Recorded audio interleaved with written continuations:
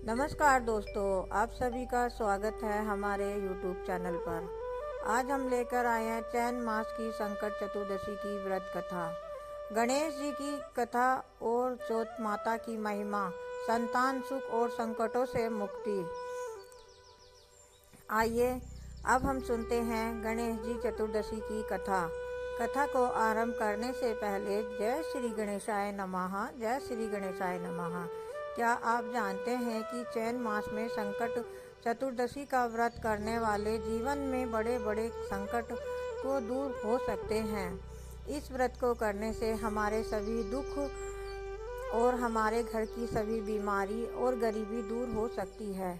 इस व्रत को करने से संतान सुख, बल, बुद्धि और विद्या की सफलता प्राप्ति होती है। इसलिए इस व्रत को हिंदू धर्म में बहुत ही बड़ा महत्व बताया गया है। आज की इस वीडियो में हम आपको बताएंगे गणेश चतुर्दशी की कथा का महत्व क्या है और इस व्रत को किस तरह से करना चाहिए। चैत मास की गणेश चतुर्दशी का महत्व, भगवान गणेश जी की विवाह की अद्भुत कथा। आइए दोस्तों, सबसे पहले हम आरंभ करते हैं गणेश चतुर्दशी की कथा, चौथ माता के पौराणिक कथा और साथ ही जानेंगे इस व्रत की सरल पूजा विधि। तो वीडियो में अंत तक जरूर बने रहें, वीडियो को बिल्कुल भी स्किप न करें।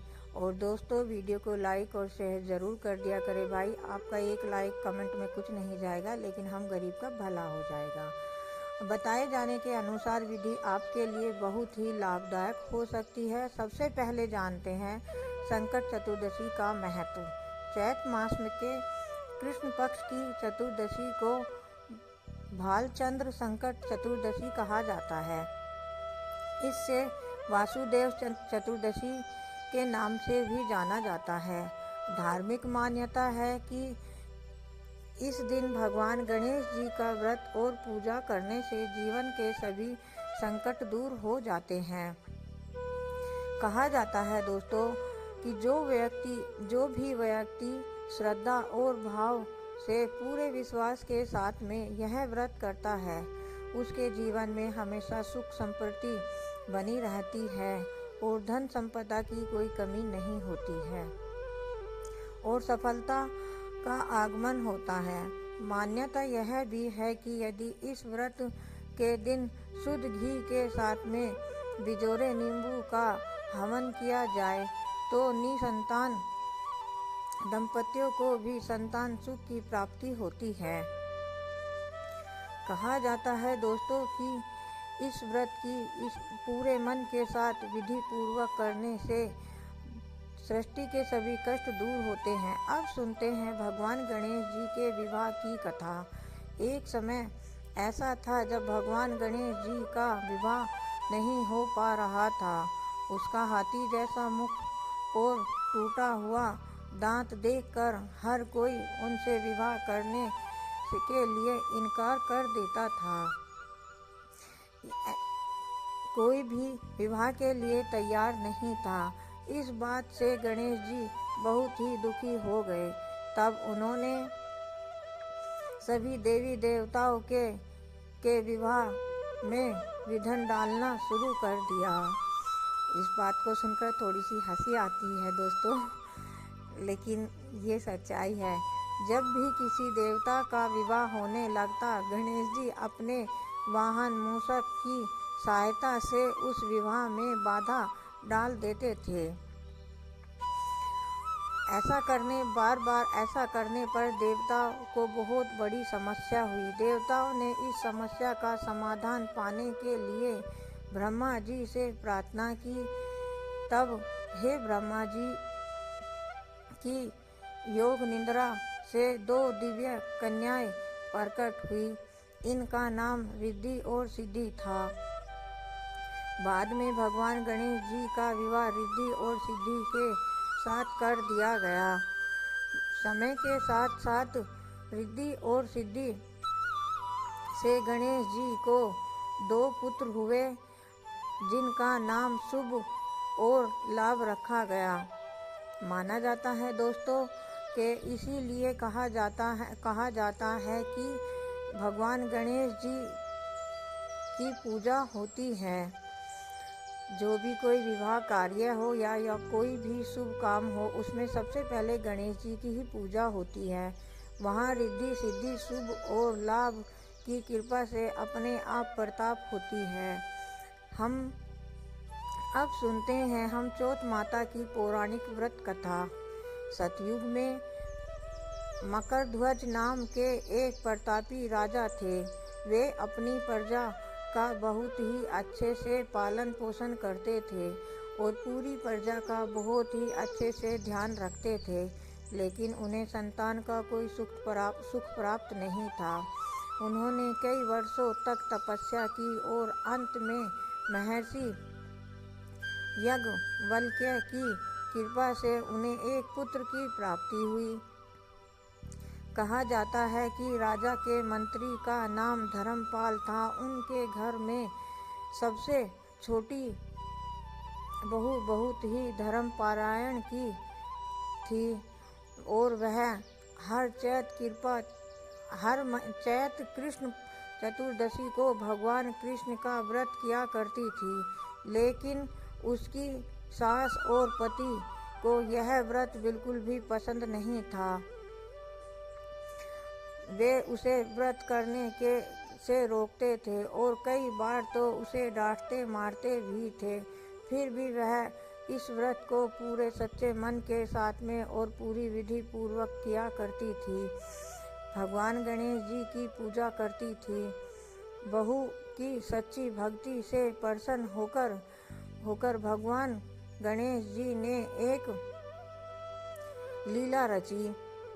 उन्होंने राजकुमार को अदृश्य कर दिया और मंत्री के महल में छिपा दिया। जब राजकुमार अचानक से गायब हो गया तो पूरे राजमहल में हड़कंप सी मच गई। राजा बहुत ही चिंतित हो गया और मन में विचार करने लगा कि ऐसा क्या हुआ, और उन्होंने मंत्री से जवाब मांगा। तब मंत्री की छोटी बहू ने सभी को भगवान गणेश जी के व्रत करने के लिए सलाह दी। उसने कहा कि यदि आप भगवान गणेश जी का व्रत सच्चे मन और सच्चे भाव के साथ करेंगे और उनके मंत्रों का जाप करेंगे तो अवश्य ही भगवान गणेश जी प्रसन्न होंगे और आपके पुत्र की प्राप्ति होगी। राजा और पूरे राज्य की प्रजा ने मिलकर भगवान गणेश जी का व्रत किया और उनके मंत्रों की जाप की और पूरा विधि विधान के साथ पूजा पाठ की। उनकी भक्ति से प्रसन्न होकर भगवान गणेश जी ने राजकुमार को पुनः प्रकट कर दिया।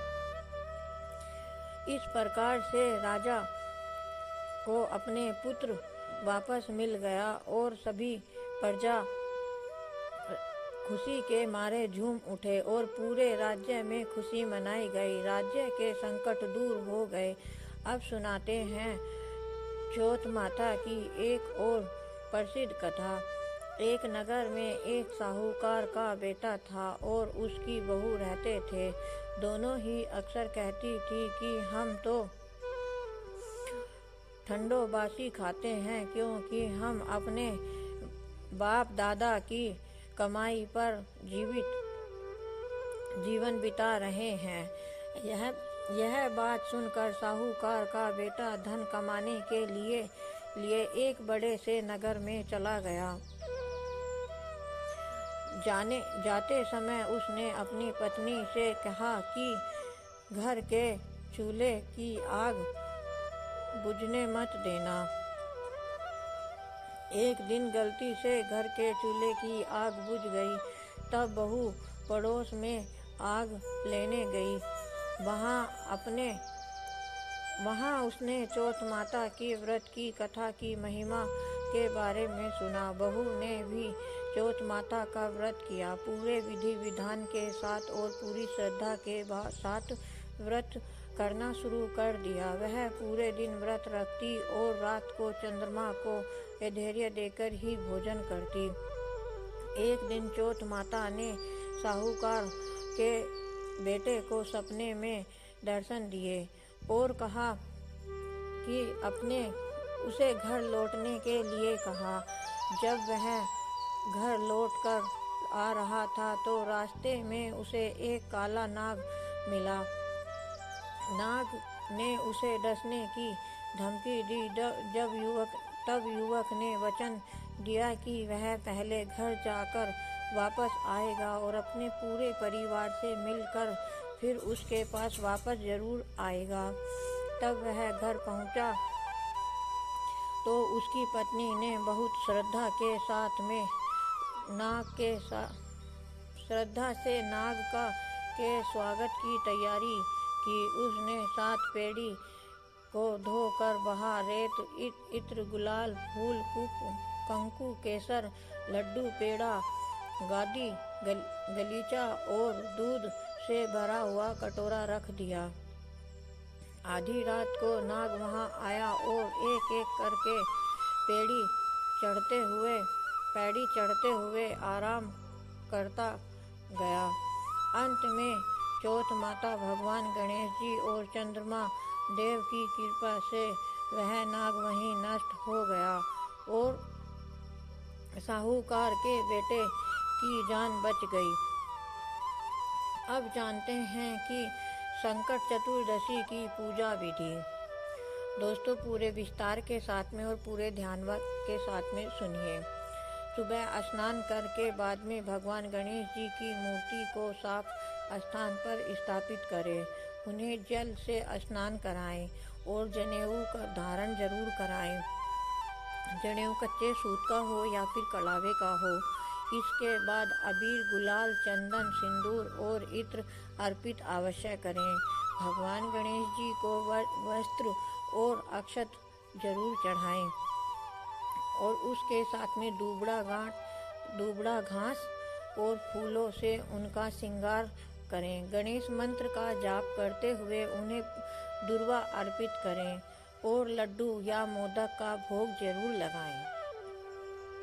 इसके बाद कपूर जलाकर धूप दीप भगवान गणेश जी को आरती करें। उनकी संपूर्ण आरती और पूजा के अंत में सच्चे मन से जय श्री गणेश जी बोलकर भगवान से क्षमा याचना करें और प्रसाद में सभी को बांट दें। अपने घर के परिजनों के साथ में प्रसाद जरूर बांटें। यदि संभव हो तो ब्राह्मणों को भोजन कराकर दान दक्षिणा भी दें, अगर आपके घर में संभव हो तो।